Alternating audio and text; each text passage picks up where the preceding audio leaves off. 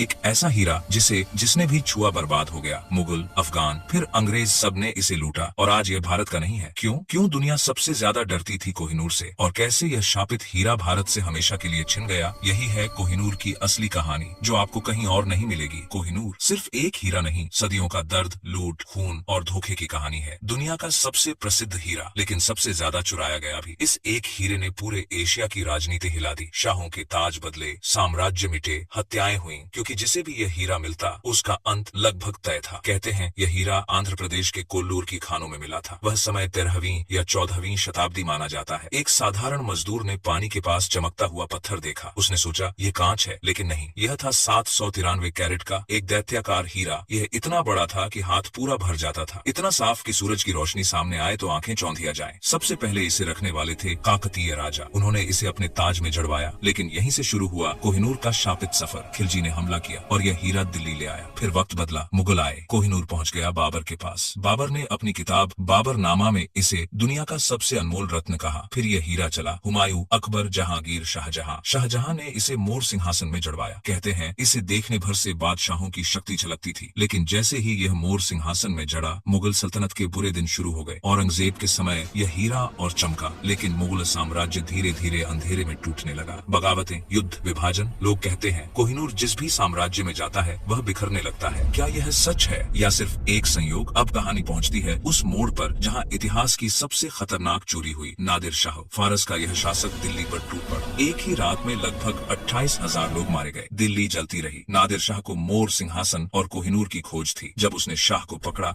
और ताज उतारने को कहा, ताज गिरा और अंदर से कोहिनूर लुढ़क कर नादिर शाह के सामने आ गिरा। उसने बस एक शब्द कहा, कोहिनूर, और यह नाम इतिहास में हमेशा के लिए दर्ज हो गया। नादिर शाह इसे फारस ले गया, लेकिन कुछ वर्षों बाद उसी की हत्या कर दी गई और कोहिनूर फिर भटकने लगा। नादिर शाह की मौत के बाद कोहिनूर गया अहमद शाह दुर्रानी के पास, वही अफगान शासक जिसने भारत पर कई हमले किए। फिर यह पहुंचा शाह शुजा के पास, और यहीं शुरू होता है कहानी का नया अध्याय। शाह शुजा अफगानिस्तान से भागकर पंजाब पहुंचा। वह अपनी जान बचाए भाग रहा था। सब कुछ लुट चुका था सिवाय एक चीज के, कोहिनूर। रणजीत सिंह ने उसकी मदद की। बदले में शाह शुजा ने कोहिनूर लौटा दिया, और इस तरह भारत का यह हीरा एक बार फिर भारत की गोद में वापस आया। लेकिन ये खुशी ज्यादा दिन टिक नहीं सकी। सन 1839 में रणजीत सिंह की मृत्यु हुई, और उसके तुरंत बाद पंजाब में सत्ता के झगड़े, षड्यंत्र, हत्याएं। फिर वही कोहिनूर जिस भी हाथ में गया, बर्बादी वहीं आई। अंग्रेज ये सब देख रहे थे। उन्हें पता था जिसके पास कोहिनूर है वही पंजाब का मालिक। उन्होंने अपनी चालें शुरू कर दी। सन 1849 में दूसरा सिख अंग्रेज युद्ध हुआ और पंजाब अंग्रेजों के हाथ लग गया। सिर्फ पंजाब ही नहीं, भारत का आखिरी शाही खजाना भी पंजाब का राजा बनाया गया था। एक 10 वर्ष का बच्चा, महाराजा दलीप सिंह। अंग्रेजों ने उसे मजबूर किया कि वह कोहिनूर ब्रिटिश रानी को उपहार दे दे। सोचिए, एक देश का बच्चा जिसके हाथ कांप रहे थे, उससे दुनिया का सबसे कीमती हीरा छीन लिया गया। यह कोई उपहार नहीं था, यह थी इतिहास की सबसे बड़ी राजनीतिक लूट। सन 1851 में कोहिनूर को यूरोप ले जाया गया। लोग कहते थे कि हीरा फीका दिखता है। ब्रिटिश उसे और चमकदार बनाना चाहते थे, तो उन्होंने उसे दोबारा काटा और 793 कैरेट का यह विशाल हीरा सिर्फ 105 कैरेट रह गया। फिर इसे रानी विक्टोरिया के मुकुट में जड़ा गया। इसके बाद यह रानी अलेक्जेंड्रा, रानी मैरी और अंत में